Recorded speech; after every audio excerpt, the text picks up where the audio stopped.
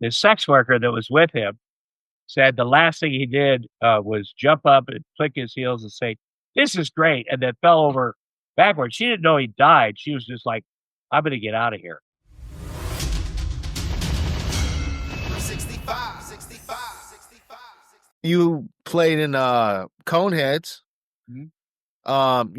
You had quite a bit of actors on there, including Chris Farley. I mean, we were talking about him. What do you think his legacy was, when he passed away? Well, I've been in 150 movies, 4 good ones, I would say. Conan is fun because it's just a cameo, but my character is the only one that recognized that there was something weird with their head. Buddy, what's with the head? Nobody acknowledged that in the movie. That's kind of the thing, and I thought, well, I'll spend a day with Chris. He, I met Chris Farley. He played me on Saturday Night Live, and Victoria Jackson. Which was hilarious. Yeah, of course, we love it.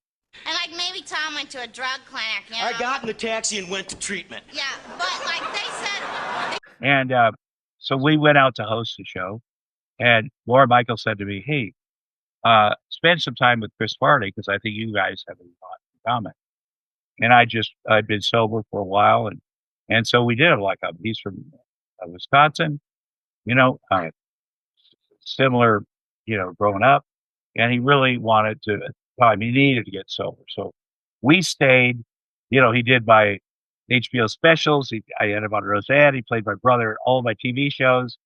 It was great fun. I would go to Wisconsin for an Iowa versus Wisconsin football game. He'd come to Iowa City.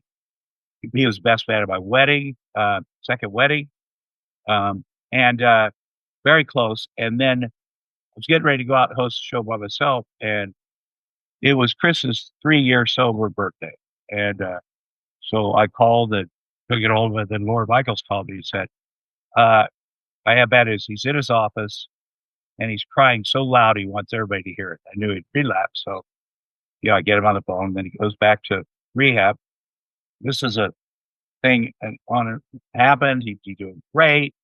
And then something would slip. And the thing is, when you're big like that, because you can be clean and sober in one day. You can look at it and go, I am not drinking or using drugs today. That feels good.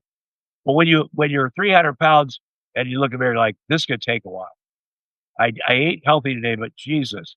So you can't have both things. I'd always say to Chris, you can either do drugs or you can be fat. There's just it's not going to work out. So it's a very hard thing. And that he would go back and forth. And, he had two sides of him. He'd go to church every day. He's like a Catholic. I'm Jewish. I don't get it. But he's like a Catholic. And would go down there to the nuns and volunteer and do this stuff. So he had that thing. And then it made him even more ashamed when he did things that were not appropriate in the Catholic Church. It's a hell of a deal. So, he, my daughter's born December 18th, and it used to be December 18th. I think it was 1997. He died, and I was doing one of my TV shows, and his brother was on my show, and we were doing a funeral scene. I swear to God. And went to my dressing room, and I got a call and said, a reporter said, "I'm sorry about Chris." And I just hung up the phone. I slammed it. And I have a brother named Chris, but I had a bad feeling. So I go over to Kevin Farley's trailer, and he's like, "God damn it, he did it. He finally did it." But Chris Farley, who was my buddy, my best man, and he, at the very end, he was going to his 17th rehab the next day. And and he died. In fact, the sex worker that was with him said the last thing he did was jump up and click his heels and say, "This is great," and then fell over backwards. She didn't know he died. She was just like, "I'm going to get out of here." Get the other brother that found him. We all get on the phone. We get David Spade on the phone. We're trying to sort through this. We get a plane. Adam Sandler, David Spade, me, and a couple other guys fly back to Chicago, and or where he died, and then up to Madison, Wisconsin, where they bury him. And it was shocking, but not, it's terribly sad, shocking. But, it's funny because he idolized John Belushi, and they were not the same guys, him and John Belushi, who died at 33, just like Jesus, just like Chris Farley. Like, you see a lot of these rock guys die.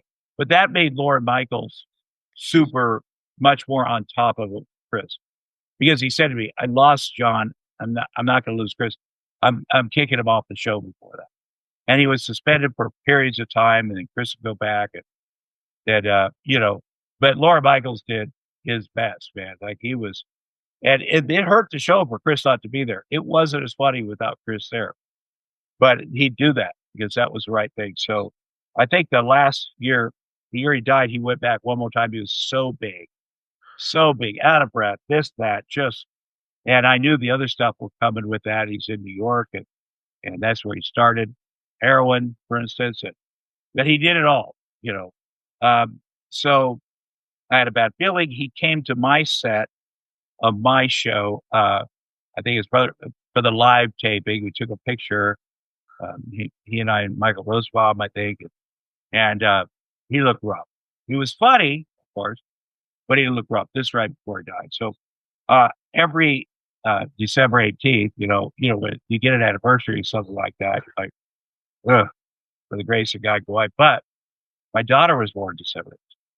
So in 2015. So now December 18th is something else to me, completely. And I do remember Chris, but my day, I was at Disneyland December 18th all day, doing everywhere, taking her everywhere, her friend, all day, all night. There is something. So December 18th is a great date. 24/7, 12 months a year, 365.